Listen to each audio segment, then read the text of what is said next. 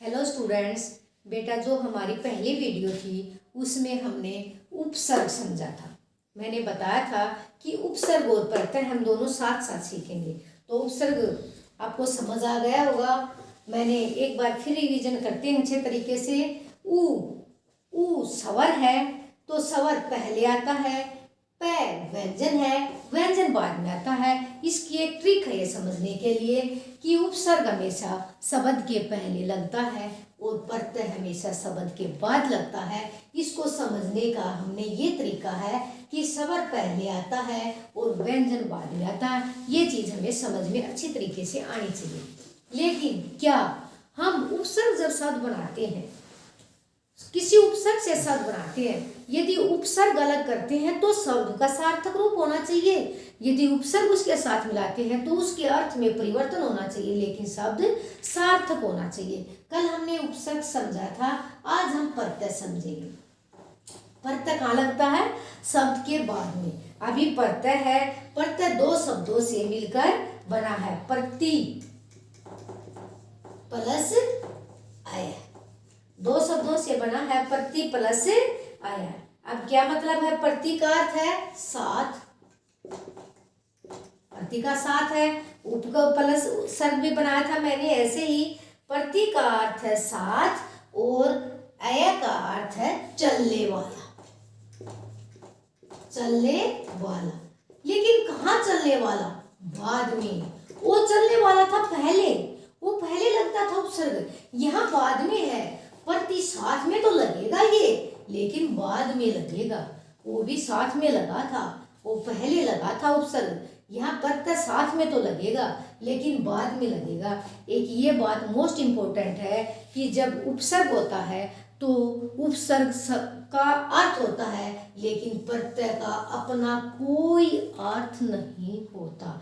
जब हम किसी शब्दांश में, किसी शब्द में प्रत्यय लगाते हैं, उसका कोई भी अर्थ नहीं होता। मान लो एक शब्द सफल है, सफल है, हमने उसमें उपसर्ग लगाना है, शब्द का तो सार्थक अर्थ निकलेगा, लेकिन पलस्ता ता का क्या अर्थ होता?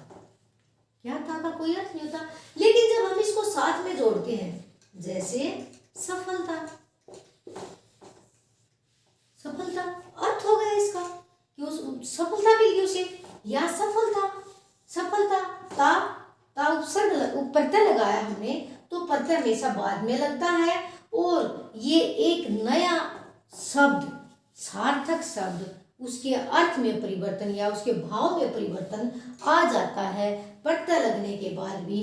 तो यहाँ पर सफलता एक नया शब्द बन गया। लेकिन जो ता है यहाँ पर प्रत्यय, इसका कोई अर्थ नहीं होता। इसी प्रकार से बहुत सारे शब्द हमारे जो हमारे प्रत्यय बनाते हैं, जैसे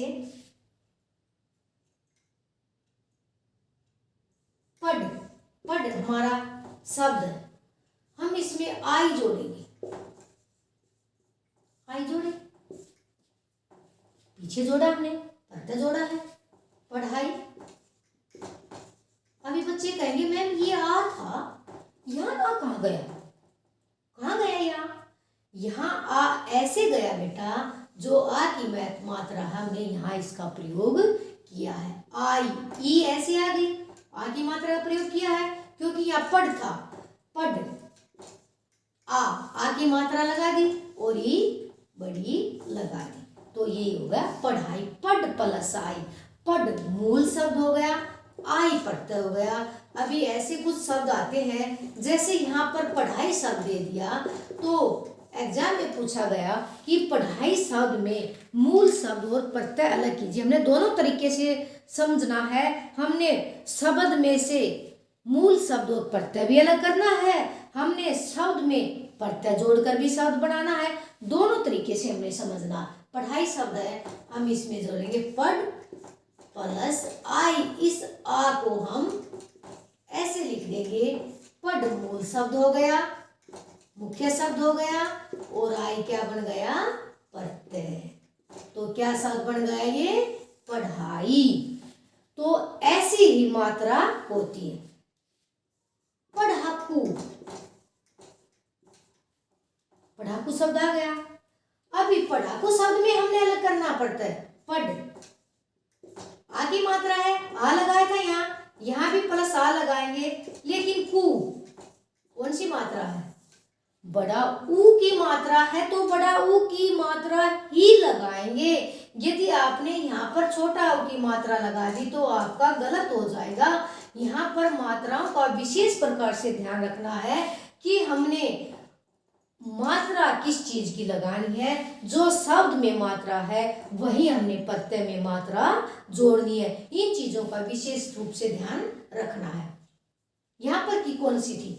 बड़ी थी, यहाँ पर आई बड़ी लगाई। यहाँ पर कु कौन सा है? बड़ाऊ है, तो यहाँ पर कु भी बड़ाऊ की मात्रा लगाई। ऊ ई की मात्रा के साथ साथ हम और भी ऐसी मात्रा के शब्द हैं जो ऐसे लगाते हैं। जैसे चमक शब्द दे दिया हमने, चमक शब्द है, हमने चमक शब्द में प्रत्यय जोड़कर एक नया शब्द बनाना है। चमक प्लस ईला, यहाँ पर बड़ी ई लगा दी हमने, तो हम इसको शब्द को जोड़ेंगे तो क्या करेंगे? चमकीला, चमकीला। बड़ी है तो हमने मात्रा कौन सी लगाई है? यहाँ बड़ी ई ही लगाएंगे। यदि आपने यहाँ मात्रा बदल दी, छोटी लगा दी, तो आपका शब्द गलत हो जाएगा। इसमें विशेष ध्यान रखने योग्य बातें यही है कि मात्राओं का हमने ध्यान रखना है और जो शब्द है वो सार्थक होना चाहिए। हमने प्रत्यय समझा है, आपने पता है कि प्रत्यय शब्द के बाद में लगता है। मात्राओं का ध्यान रखना है, इनका बार बार अभ्यास करना है और उपसर्ग शब्द से पहले लगता है।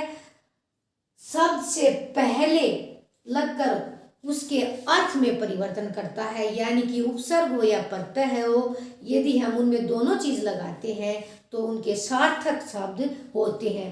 कुछ शब्द ऐसे होते हैं जिसमें उपसर्ग लगता है, लेकिन कुछ शब्द ऐसे होते हैं जिनमें प्रत्यय होता है।